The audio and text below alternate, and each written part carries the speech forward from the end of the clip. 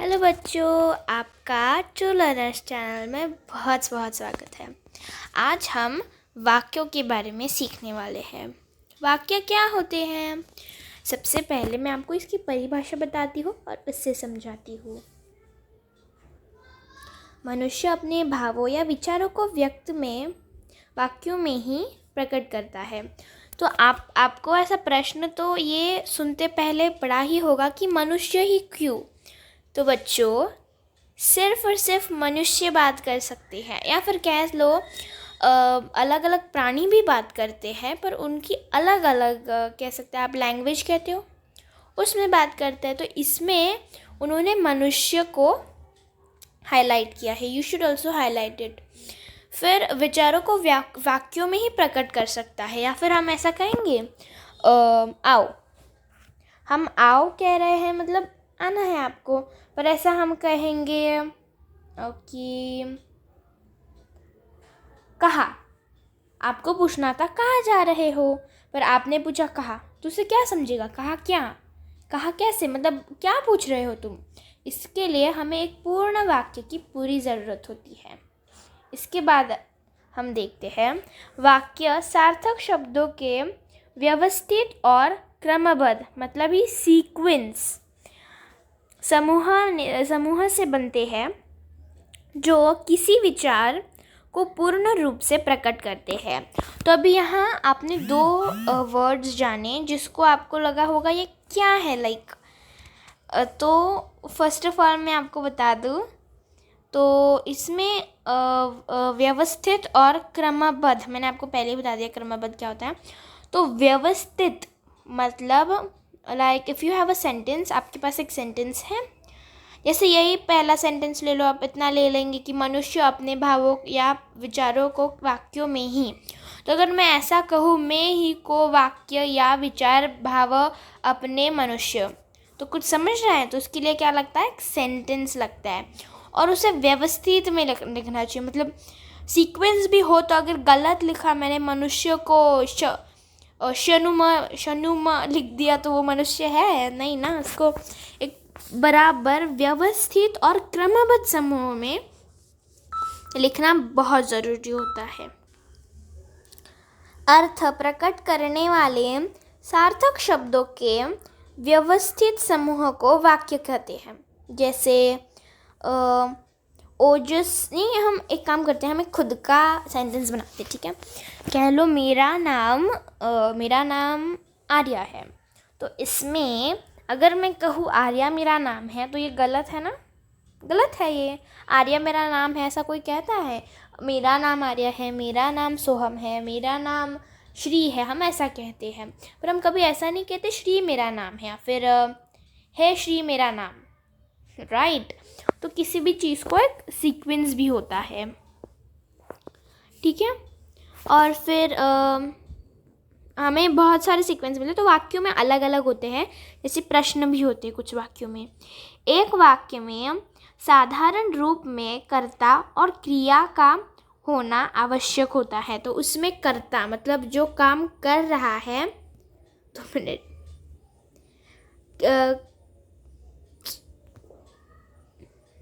हाँ, तो उसमें किसकी ज़रूरत होती है? कर्ता और क्रिया की। कर्ता वो होता है जो क्रिया करता है, क्रिया मतलब काम। तो कर्ता और क्रिया दोनों आवश्यक होते हैं, नहीं तो वो सेंटेंस बनता ही नहीं है। इसके बाद हम देखेंगे वाक्यों के अंग क्या होते हैं। वाक्यों को दो अंग, मतलब वाक्यों को 2 अंग होते हैं, या फिर कह लो 2 टाइप्स रहते हैं, तो वो भी एक नॉर्मल सही रहेगा मतलब। तो फर्स्ट होता है उद्देश्य, सेकंड होता है विधेय। तो आपको ये दोनों विधेय, आपको ये दोनों वर्ड्स को आपको ये दोनों शब्दों को अच्छे से रिमाइंड कर लेना है, क्योंकि आपको पूछा भी जा सकता है कि अगर ये सेंटेंस हो तो सेंटेंस में बताओ क्या विधेय है, उद्देश्य है, और क्या विधेय है। आपको ऐसा भी पूछा जा सकता है, और आपको अंडरलाइन करना पड़ सकता है, आपको लिखना पड़ सकता है। Like a word might be से माई नेम, या मेरा नाम, और उसको आपको लिखना है, वो उद्देश्य है, विधेय है, ठीक है? तो आपको ये दोनों वर्ड्स मतलब आप लिखते हो ना तो 2-4 बार इसको लिख के देखो। मतलब आप कई बार मैंने देखा है बहुत लोग क्या कर देते हैं मतलब उद्देश्य में उ लिख देते हैं, दे लिख देते हैं, श लिख देते हैं। वैसा नहीं, वो उद्देश्य है। द 2 बार लिखा है क्योंकि द को हमें थोड़ी ज़्यादा देर प्रोनाउंस करना है, तो तब हम द को हाफ द को लेते हैं। जब भी किसी भी वर्ड जैसे द ले लो, अगर उसके ऐसा द है, उसके नीचे अगर ये ऐसी छोटी सी लाइन हो ना, तो वो साइन करती है कि हमें आधा ही द लेना है, हमें आधा ही वो पर्टिकुलर वर्ड लेना है, या फिर कह लो लेटर लेना है, अल्फ़ाबेट लेना है। आगे बढ़ते हैं। फिर हम सबसे पहले जानेंगे उद्देश्य क्या होते हैं। वाक्य में जिसके बारे में कुछ कहा जाता है उसे उद्देश्य कहते हैं। तो ये जो मैंने आपको एक इजी सा प्रोनाउंसिएशन नहीं कह सकती, इजी सा मैंने आपको ये डेफिनेशन दिया है, वो बहुत इजी है समझ, मतलब हम सुनते ही उसे समझ जाते हैं, वैसा है वो।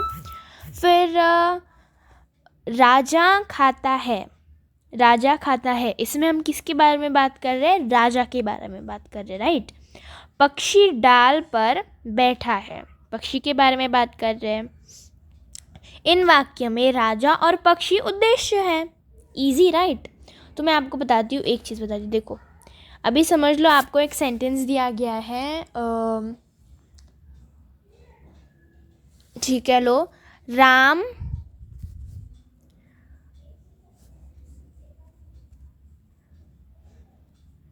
खेल रहा है। तो इस वाक्य में हम किसके बारे में बात कर रहे हैं?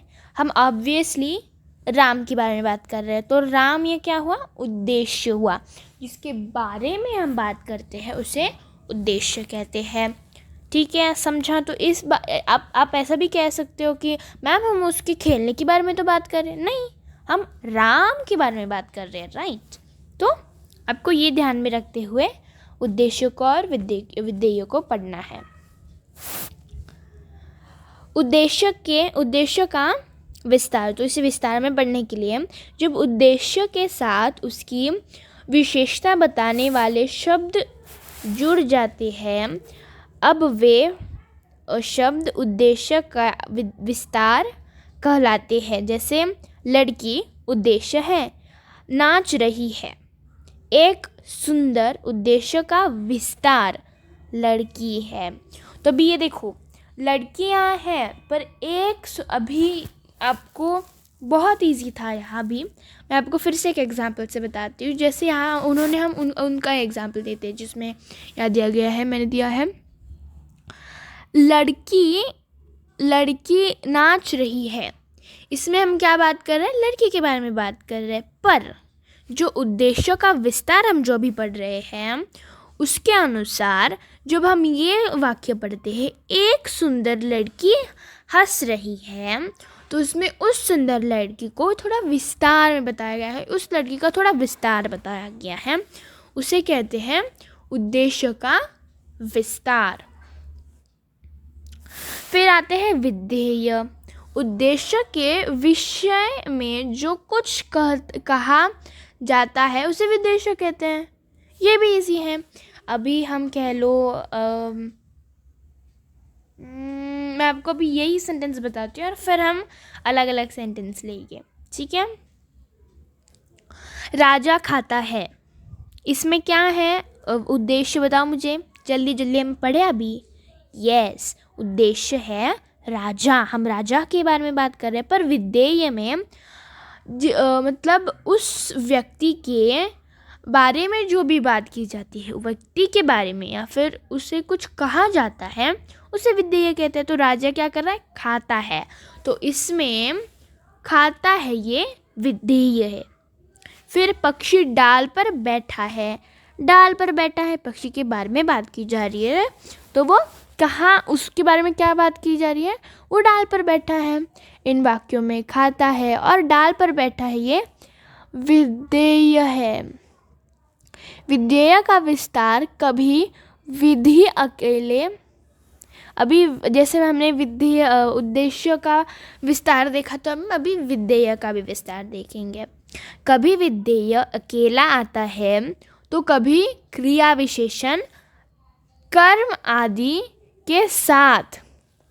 ठीक है, तो अभी आपको और ग्रामर इसमें ऐड हो गया आपका, और वोकैबुलरी बढ़ेगी, विच इज़ क्रिया विशेषण भी आता है और कर्म भी आता है। ठीक है, इसमें इस प्रकार जो शब्द क्रिया के कर्म या विशेषण होते हैं वे विधेय का विस्तार कहलाते हैं। जैसे कह लो मोर नाच रहा है, इसमें नाच रहा है ये विधेय है। मोर पंख फैलाकर नाच रहा है, तो यहाँ मोर के बारे में थोड़ी ज़्यादा जानकारी दी जा रही है, उस सेंटेंस को ज़्यादा विस्तार में बताया जा रहा है। समझ रहा है? गुड। इन वाक्यों में रेखांकित अंश विधेय है, दूसरे वाक्यों में विधेय का विस्तार किया गया है। ठीक है, इजी है बहुत। ठीक है, ये दो चीज़ें सबसे इजी कह लो। और मैं आपको ये बताना ही भूल गई, मैं आपको बताना चाहती थी,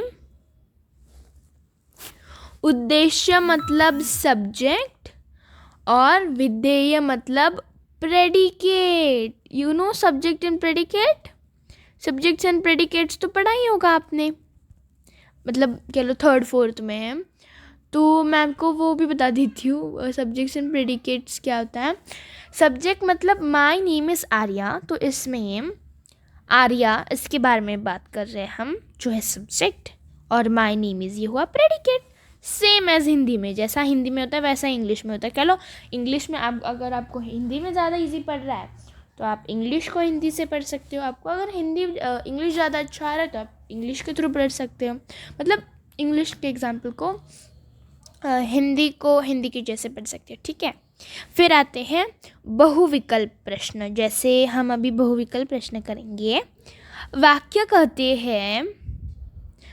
क्या कहते हैं, मतलब वाक्य कहते हैं शब्द के, अभी ये आंसर्स मैं आपको नहीं बताऊंगी, आप सबको उसे करना है कमेंट डाउन और मुझे उनके आंसर्स बताने हैं आपको।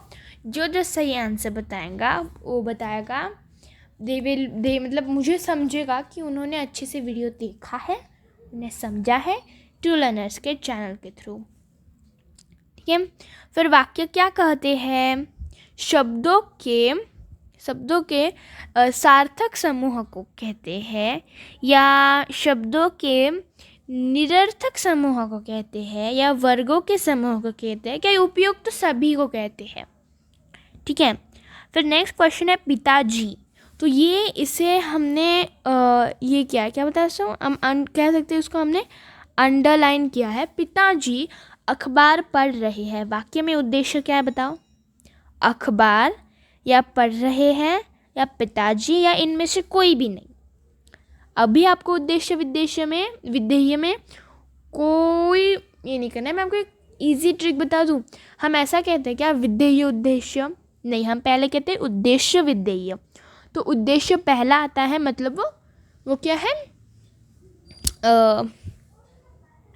उसे वही सीक्वेंस में, मेनली सेंटेंसेस उद्देश्य और विधेय के ही सीक्वेंस में होते, पर कुछ नहीं होते। जैसे मेरा नाम आर्या है, तो इसमें मेरा नाम पहले आ रहा है, आर्या बाद में आ रहा है, राइट। तो ऐसा हो सकता है। फिर है वाक्य में कितने अंग होते हैं, 4 होते हैं, 7 होते हैं, 2 होते हैं, 3 होते हैं। हमने कितने पढ़े हैं, ऑब्वियसली हमने तो 2 ही पढ़े हैं, तो आंसर है 2। पहले भी बता देती हूँ, चलो पहले के आंसर्स भी बता देती हूँ मैं आपको। फर्स्ट वाला आपको देना है, सेकंड वाला बता देती हूँ। अखबार पढ़ रही है, पिताजी अखबार पढ़ रहे हैं, इसमें वाक्य में उद्देश्य क्या, ऑब्वियसली पिताजी ये उद्देश्य है।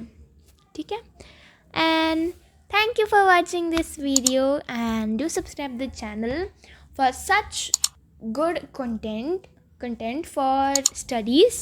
You can get NCERT, you can get English and Hindi grammar, and you can get everything through this amazing channel. Do subscribe the channel. Bye bye and take care.